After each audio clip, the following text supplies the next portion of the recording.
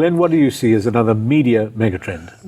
If you think of a trend that's going to impact media, Gerd and I both talk about the generation that are young people today. It's kind of odd for three of us our age to be talking about the future of media because kids growing up today, which we both refer to as digital natives, sometimes they're called millennials, sometimes they're called .com generation, they are the first to grow up in this get music by clicking, buy a CD, can't even define what a CD is, in that kind of world.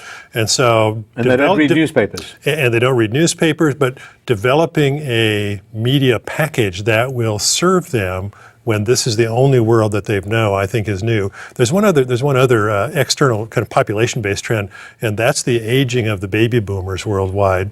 And I think that has some interesting implications for media companies as well, because it'll be the first, I think, generations heavily steeped in music to age into their old age. And so the question of what kind of music they'll consume, or what kind of media they'll consume, and how they'll consume it as they get into their 60s, 70s, and even 80s is another really interesting mega trend, the results of which I think will play out and are interesting to think about. There's the angle there as well that goes right with this, is the idea of who actually makes the program. You know, it's like I program my own media by clicking now, right? So these kids who are on mobile devices, by and large, that used to be called computers, right? Now they're completely converged mobile devices, and Nokia is becoming a computer company essentially, right?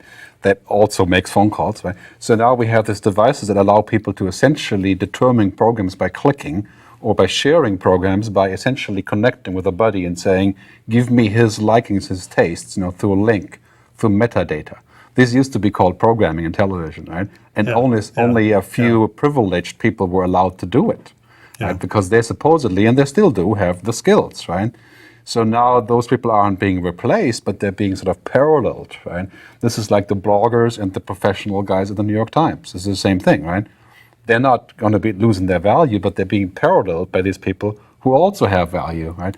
How does that impact them? Well, I would say that within 10 years, we'll have thousands of people who are virtual tastemakers, just like people who are professional reviewers on Amazon, like citizen journalists, Wikipedia, right? Yeah. It's this whole thing. And why are they doing this? Well, they're doing it for standing, some sort of credit system, some social standing, and then eventually maybe they can make a business of it, just like the reviewer on Amazon becomes a person that works for a publishing company.